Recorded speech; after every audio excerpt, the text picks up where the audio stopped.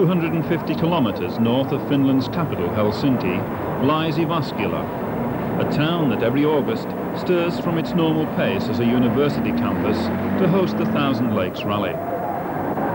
Rally headquarters is traditionally at the Rantasipi Hotel, Laajavuori, on the outskirts of town.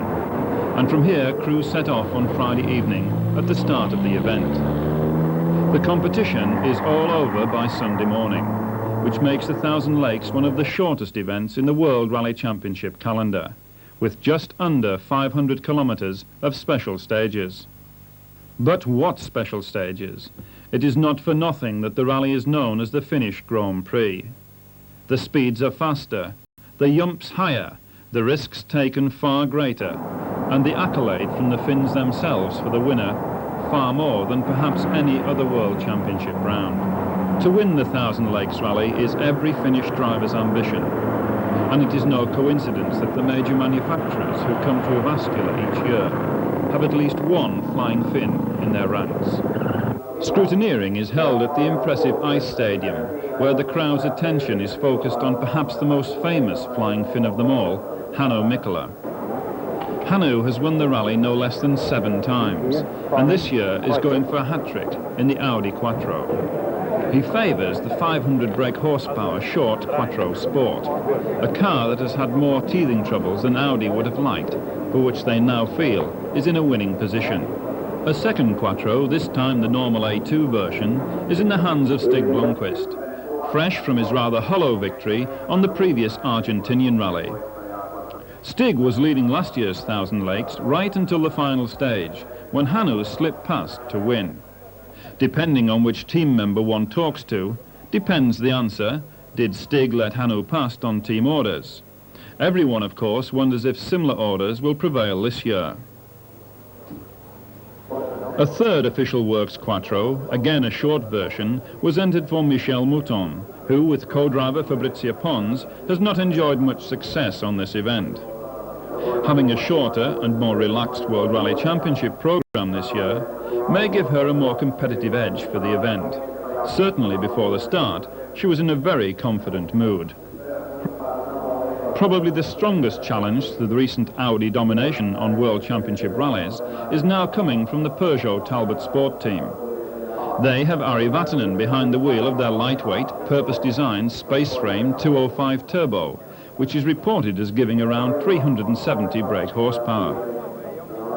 Ari is partnered by Terry Harriman, who, like Ari, is full of confidence before the start. They have completed much practice during the previous 2 months, setting the car up for the smooth finish stages with their awe-inspiring jumps. They have led on their 2 previous World Championship outings, Corsica and Acropolis, so perhaps it could be third time lucky for a win in Finland. Lancia have not had the best of seasons in 1984. The undoubted talent of their crews cannot make up for the sheer advantage of four-wheel drive. On their home event, however, both Marco Alain and Henry Toivonen would do well with only one-wheel drive. That they will perform well, particularly Marco, who has a hat-trick of wins, is beyond doubt. They too, like Peugeot, have completed many hours of practice and will be guaranteed to give everyone a good run for their money. Heading the conventional cars are Toyota, with 2 Celica turbos for Bjorn Valdegaard and Juha Kankkunen. They must be considered outsiders, however, as, despite losing some weight by utilizing more Kevlar panels, and despite more horsepower, they are still heavier and bigger than their rivals, and of course, only 2-wheel drive. Their commitment, however, should not be underestimated. Toyota's pre-event planning and on-event service is legendary, and any team that can win the Safari Rally at their first attempt can always cause an upset in the form book. The other Japanese marque represented are Nissan, with 2 40 RSs for Pentti Rikkola, late replacement for the injured Timo Salonen, Erkki Pitkinen, Peter Geitel, and Britain's Terry Cabey. A win is pretty remote for Nissan, but they do have a good finishing record in Finland and always provide good value for the spectators. Bruno Sebi was entered in a Renault 5 Turbo. A pace note expert, it would remain to be seen how he could cope with the Finnish roads, which are not quite what he's used to in his native France. More French interest was around in the shape of a trio of four-wheel drive Citroën Visas. 6 o'clock Friday evening, and the first short stage through the forest behind the Rantasippi Hotel to finish alongside the town's trotting track. 4.5 kilometres, which Hanno Mikkola completed in 2 minutes 39 seconds. Marco Alain, 2 minutes 40 seconds. Quickest, however, was Stig on 2 minutes 36. And although the stage is short and really a spectator benefit, already the battle is on. On the Thousand Lakes, you must attack right from the start. Ari is second fastest with a time of 2 minutes 37 seconds. Valdegaard was 14 seconds slower than fastest man Blomqvist, but still beating all the Nissans.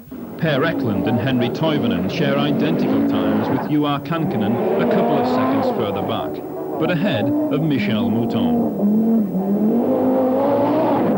One car not destined to go much further was Lassi Lampi's Quattro, which popped and banged its way to the stage finish and retirement with a blown engine.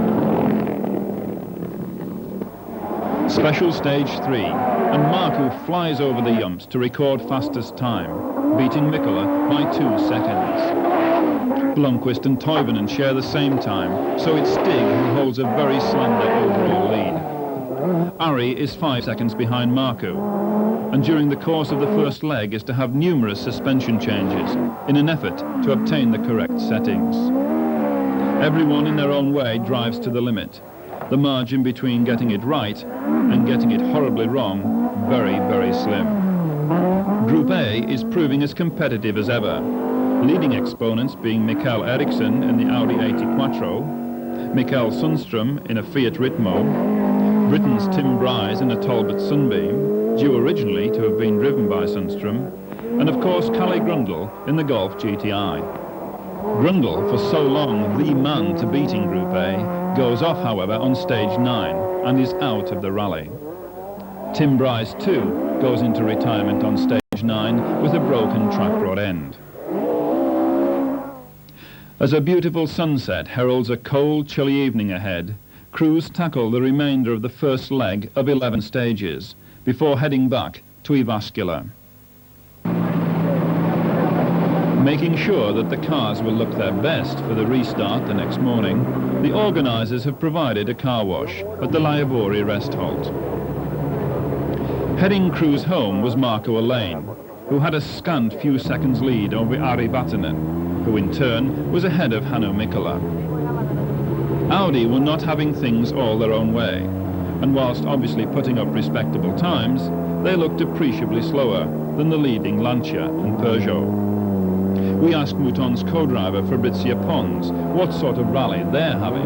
Not so nice. Why? We can't stay on the road so far.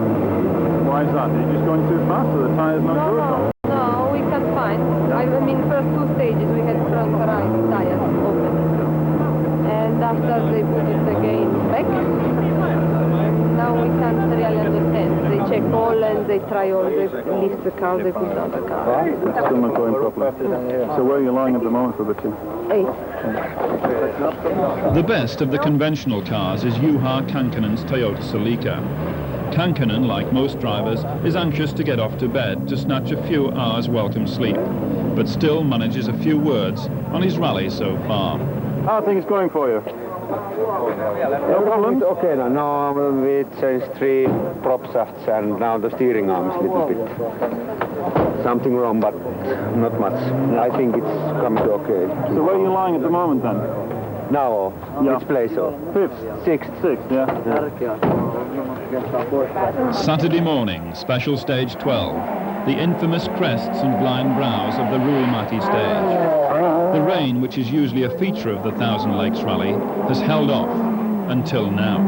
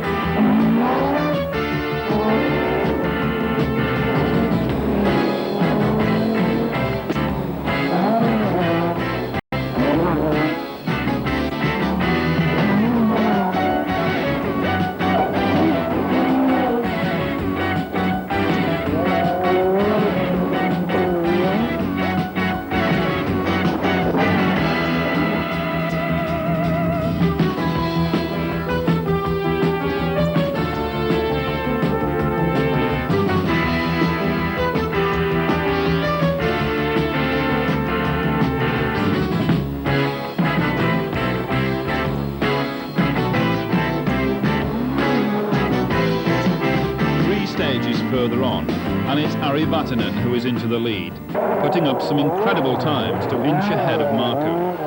Behind them, Mikkola and Blomqvist swap odd seconds in an attempt to stay on terms. Blomqvist complaining, however, of gearbox problems and putting up for him a fairly lackluster performance. Henri Toivonen is having a splendid run to lie just behind them. Kankkunen sets equal time with Toivonen on this stage, his performance in the Toyota proving quite remarkable. For Michèle Mouton, the rally is effectively over when she rolled on stage 14. Although continuing for a while, she eventually decides there is no point in continuing further, having dropped well down the field. The Nissans continue to soldier on, off the pace of the leading bunch, but sounding and looking as dramatic as usual. Auricula has been having braking problems, which hasn't helped his performance, and he lies just outside the top 10, whilst Britain's Terry Cabey is holding a position in the bottom half of the top 20.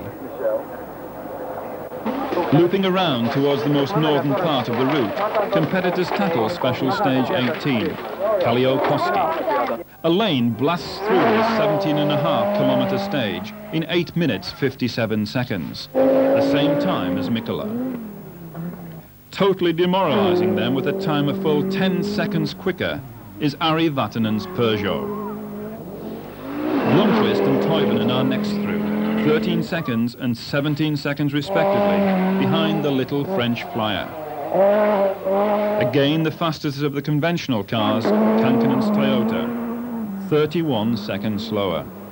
Teammate Valdegaard shares a time with Per Eklund, whilst Erkki Pikkanen's Nissan is only just ahead of Frenchman Bruno Sebi.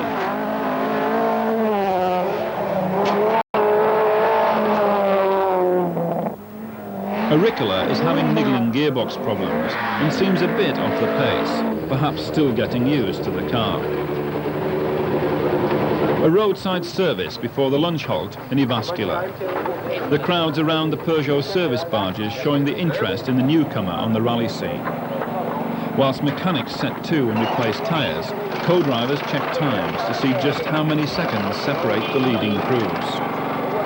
We ask rally leader Vatanen if the early suspension problems have been cured. That's wrong to say that I wasn't very happy. I wasn't criticizing at all, but I said that we are still learning. This is only our third rally in the World Championship, our third outing in any case, and so this is all the time which is testing for us as well, and we are learning all the time, and we are adjusting the car to the conditions, and now, for example, now the car is better than yesterday when we left the starting ramp. The two remaining Audis arrive, forcing their way through the crowds. Again, co-drivers confer. Have they made any time up, or is Ari drawing away? Stig looks as calm as ever, very rarely showing any emotion, whatever the circumstances. Hannu, meanwhile, paces around, looking deep in thought, and wondering perhaps what he must do to extract that bit of extra effort. You look in a very pensive mood, Hannu. Yes. Why is that? No reason for it. But you don't look happy. You know, I can't look happy all the time, can I? Why not? But we always expect you to look happy. Yes, it's been whole night driving. So. You had no problems with the car, though? No. So whereabouts are you lying at the moment, then? Third. How far behind Ari? 1.5 minutes. And how far is Stig behind you? I don't know. Is it 15 seconds or something? Jyväskylä city centre and the unique stage around the streets that traditionally heralds the restart of the second half of the rally. Spectators in their thousands gather to watch the spectacle, and whilst no one takes any chances, honour for a decent performance is still at stake. Mikkola, Alain and Toivonen set equal fastest time. Their average speed, 66 miles an hour. Alain has had a new gearbox fitted at the lunch halt after losing all but fourth gear for the previous two stages, which dropped him over 1.5 minutes to Vatanen. Lundqvist is 1 second slower on this stage. Vatanen, Eklund and Valdegaard also share times, 2 seconds behind the leaders. Only 5 seconds separate the top 10, with the leading Nissans just outside this group.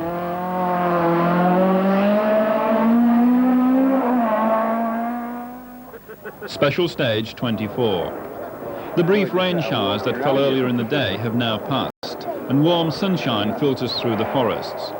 Dust has proved a problem on the event this year, and running first car on the road, Marco Alain gives it 101% in an effort to retake the lead from Vatanen. Vatanen's response was to set fastest time, 4 seconds quicker. Toivonen split the pair, beating his teammate by 1 second. Henry driving a more mature rally for Lancia than we have seen so far this year. Blomqvist, Mikkola and Eklund fill the next 3 places, albeit with 11 seconds difference between them. This is the last we shall see of Mikkola, who breaks his steering after a heavy landing and flies off the road into retirement. To compound his embarrassment and misery, the accident happened on a road he knows well, as it leads to his summer cottage. This is the last we shall also see of Bjorn Valdegaard, who retires his Toyota with a blown engine on the next stage, after losing all the water, again after a heavy landing. Teammate Kankkunen is consistently holding a position around 6th place and having a superb run, leading the conventional class and having a real ding-dong battle with Per Eklund's Quattro. The 100% finishing record of the Nissans is over. Pentti Rikkala's gearbox finally crying enough, only 100 meters into stage 24. Of the others, Pitkänen is the best place, followed by Peter Geitel, then Terry Cabey. Christian Rio is still pressing on in the little Citroën Visa, as is his countryman Sabi in the Renault Turbo, who is posting consistent top 10 stage times. 4 stages further on, and Ari Vatanen continues to dominate, setting yet another fastest time over Markku. The Peugeot still looking and sounding undramatic as it shoots off down the stage. Markku, however, is never one to give up, and apart from his gearbox troubles earlier in the day, has suffered no major problems. Stig and Henry are having a tremendous tussle for 3rd place. Stig somehow never looking his best on this rally, whilst Henry has his pride and his reputation at stake. Kankkunen is still locked together with Eklund's Quattro. At one stage, only a single second separated them. Eklund is benefiting from official Audi service, now that Mikkola and Mouton are out. Erkki Pitkänen is the leading Nissan, with teammates Peter Geitel and Terry Cabey supporting him well. Tommy Palmqvist, who had the dubious honour of rolling on stage 1, has kept the spectators awake with some exciting driving, but eventually retires 2 stages later. Bruno Sabi is now well settled into a top 10 place, slightly ahead of local Kalevi Aho in the Ascona 400. A loop of stages southwards through the night, which include 2 short rest halts, precede the early morning run back towards the rally finish in Jyväskylä. No major dramas happened during the night. Vatanen had a new turbo fitted, just to be on the safe side, while surprisingly Roland Gumpert decided Blomqvist's extremely noisy gearbox could last the distance and refused a change. As the early morning mist hangs over the final stages, Ari Vatanen and Terry Harriman bring their Peugeot 205 into a truly magnificent 1st place. Exactly 2 minutes behind Marco Alain and Ilkka Kivimäki. Their gearbox failure costing them time, but even so, would they have still caught Ari? We think perhaps not. 3rd, after a more mature performance than of late, Henri Toivonen. 4th, and gaining enough points to clinch the Manufacturers' World Championship for Audi, Stig Blomqvist. For Audi, though, an event they would prefer to forget, being beaten by the new generation of rally car. 5th, Juha Kankkunen and Fred Gallagher. A remarkable result, all the more impressive considering the opposition. A scant 39 seconds behind them, Per Eklund and Dave Wittek. 7th, Erkki Pitkänen. 8th, Bruno Sabi, another good performance. 9th, Juko Poisti. And rounding off the top 10, Kalevi Aho.